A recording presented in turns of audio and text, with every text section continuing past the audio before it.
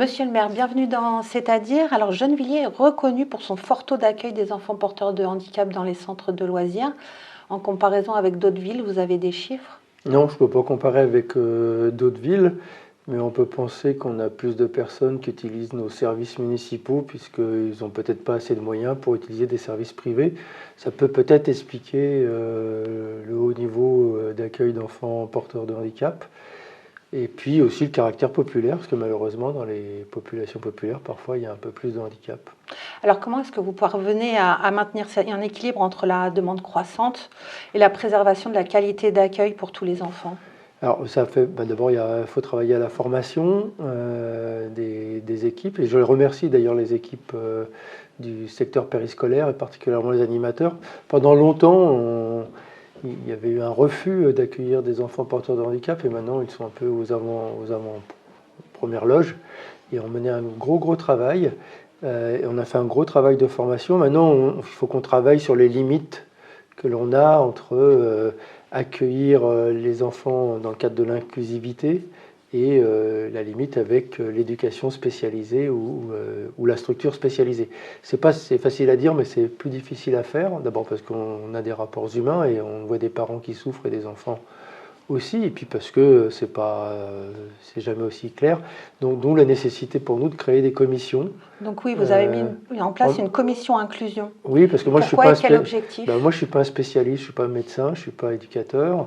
Et puis dans nos équipes, il y a des éducateurs, mais il y a des médecins, il y a des assistantes sociales, enfin, il y a tous les secteurs sont un peu concernés sur cette question-là. Donc ça, c'est les partenaires de la commission? Voilà, ça permet de faire des équipes pluridisciplinaires, aussi en lien avec les équipements spécialisés comme les CESAD, qui sont des structures spécialisées pour les enfants porteurs de handicap, pour bénéficier de leur savoir-faire et de leur professionnalisme.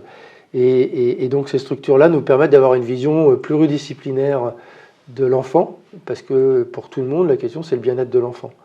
Et donc de décider de ce que l'on peut faire ou pas faire, toujours en lien avec l'assentiment des parents, parce qu'on ne peut pas faire non plus sans les parents, et donc de pouvoir avoir la meilleure proposition. Je prendrai un exemple, il ne suffit pas d'avoir la bonne volonté de faire de l'inclusion si les professionnels de santé disent qu'un enfant ne peut pas rester plus de 2 heures dans l'école, on ne va pas le mettre 6 heures dans un centre de loisirs. Donc on a les mêmes contraintes, il faut donc adapter, ça fait partie des discussions, des choses à regarder.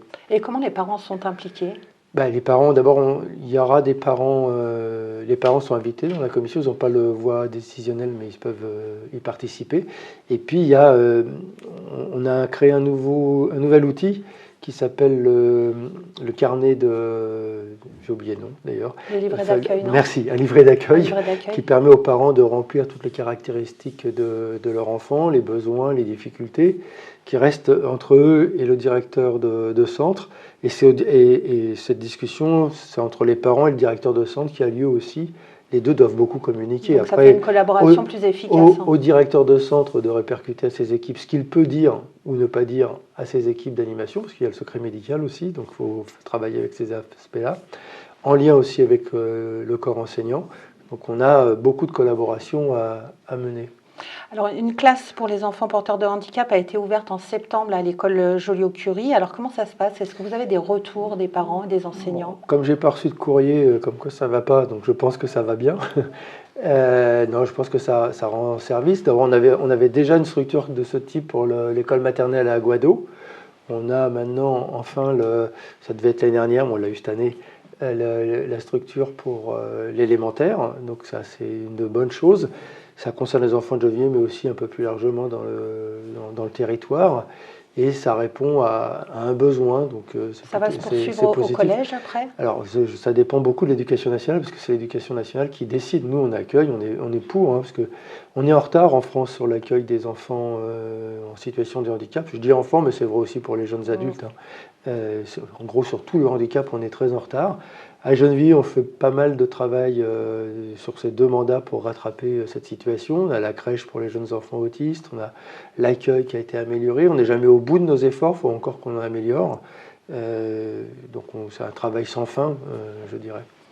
Vous avez remplacé l'événement de Noël des enfants handicapés par l'initiative Ciné-Cool. Alors, en quoi cette nouvelle approche axée sur le cinéma a plus d'impact sur la vie des enfants? Parce que c'est mieux. Non, mais, blague à part, c'est parce que On avait une initiative le samedi matin, petit déjeuner, spectacle, qui était un peu triste et pas forcément adapté aux enfants porteurs de handicap, enfin à chaque enfant porteur de handicap. Et bon, le spectacle était bien, donc ça c'était une bonne chose, mais avant c'était un peu long, etc. Et on s'est dit, bah, autant travailler à quelque chose qui est un peu plus adapté à tous ces enfants porteurs de handicap, et puis d'être dans un rapport inclusif, parce que là c'était que des enfants porteurs de handicap, alors que là on travaille à des séances de ciné-cool qui mixent les publics avec des gens qui ne sont pas porteurs de handicap et d'autres qui le sont. Alors tout le monde est prévenu, hein, mais c'est plus efficace. Et puis ça donne droit aussi à 5 séances. C'est pas une seule initiative. Une seule fois, mais 5 fois. C'est aussi 5 et 5 Vous avez des séances. retours des familles? Bah, ça a l'air apprécié. Alors j'ai pas pu y aller parce que mon rhume m'a fait rester chez moi, mais samedi dernier, il y a eu une initiative avec les parents l'après-midi et puis le soir aussi pour remercier les bénévoles parce qu'il y a des bénévoles qui nous aident à encadrer dans ces actions, que je remercie aussi.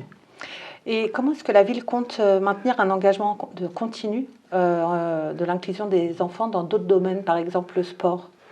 D'abord, c'est un effort permanent. Il faut avoir en tête qu'on met 800 000 euros par an. On a un plan depuis maintenant 8 ans, je crois, de 800 000 euros par an qu'on dédie à l'adaptation de la ville au handicap. Alors, ça paraît beaucoup et en même temps, quand on regarde tout ce qu'il nous reste à faire, c'est pas tant que ça. C'est la mise en place d'ascenseurs dans les écoles, c'est refaire des trottoirs, enfin bref, plein de secteurs dans lesquels il y a besoin d'argent pour améliorer ce rapport, faciliter la vie aux personnes porteuses de handicap.